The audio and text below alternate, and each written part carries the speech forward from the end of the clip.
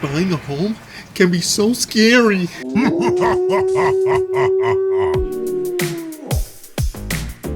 Hey guys, what's up? This is Anthony from the neighborhood, and today's episode is going to be amazing because this talks all about your journey to home ownership. So sit back, relax, we've got you covered.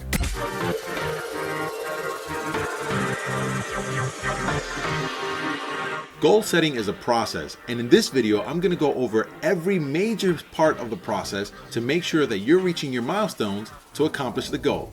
So before we get started, I want to go ahead and thank you guys for following me on my journey, clicking on the subscribe button and hitting the thumbs up. It really means a lot. And I also want to invite you to join our email club. Our email club is super cool. We've got a lot of stuff coming up so you know what's next and what's up with regards to our productions. In addition to that, you're going to get yourself a cool discount to get yourself some cool neighborhood gear, just like the shirt that I'm wearing. And guess what? For real estate professionals, we also have gear. So go ahead and check it out, sign up to the email newsletter and get your stuff today. And I also invite you to connect with me on social.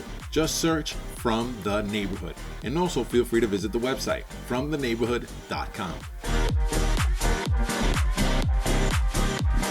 In addition to knowing a real estate agent, you're going to want to know who do they know. In other words, tap into their network. They're very resourceful and they're always connecting with people that are going to help you along the way. Some examples are home inspectors, appraisers, loan officers, attorneys, and more. And if you're still a bit shy on speaking to an agent and getting involved with all these people, start by checking your credit score. It's pretty easy. If you go to any bank where you do your checking and savings, they might have a program for you. Your credit card companies, they might also have a way for you to check.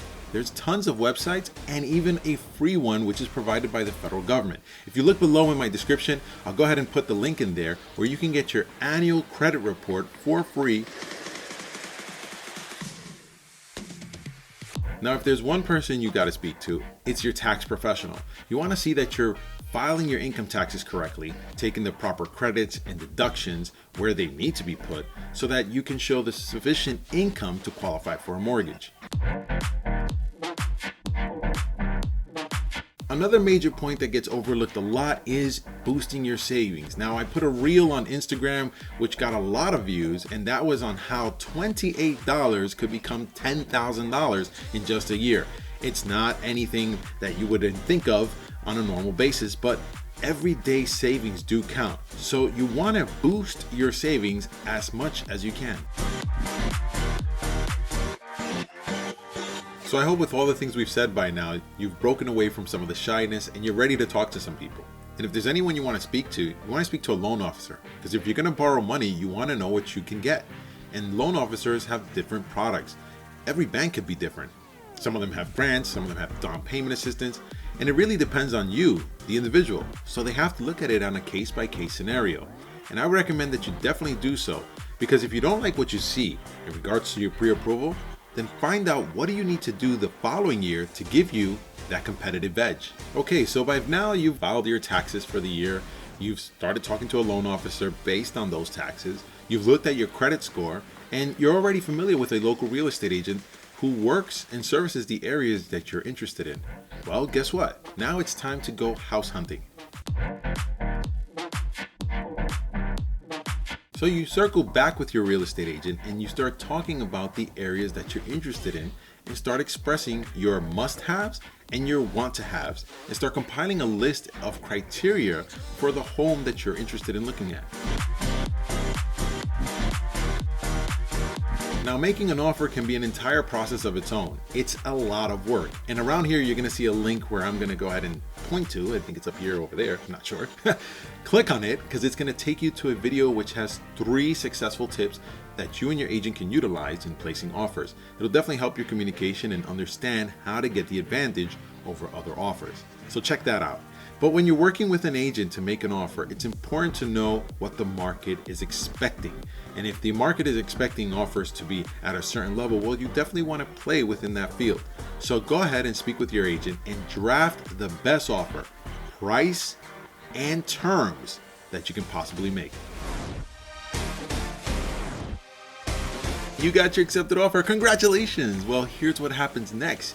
You've got to put pedal to the metal because you've got a contract. That means your attorney's getting involved, possibly a home inspection, get that going.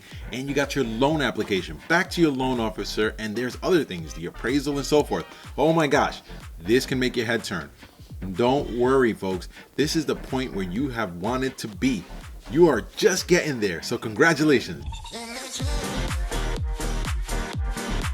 So now everything's been going well, you're well into contract, your loan is getting through its approval process, and right before you reach closing, you need to start binding insurance. So make sure to get in touch with your trusted insurance agent or speak to your local real estate agent, the one who's been helping you the entire time. Go right back to them, say, hey, who do you know that has been working out for many of your clients? And take some recommendations, get quotes, get your insurance on the home, and get ready for your closing day. And when the closing day comes up, don't be shy. Go right back to your real estate agent. Hey, who are the movers that are moving all of your clients all the time? And see who they have that can help you. In addition to that, make sure to save all the documents from your closing, because you're going to need to go right back and do your taxes next year with this documentation. Because guess what, folks? You just made the largest purchase in anyone's life. You bought a home. Congratulations. So thanks for taking the time with me and watching this episode. I'm very happy to have shared with you the journey to home ownership, and I can't wait to see you there. And in the meantime, I'll be seeing you back in the neighborhood.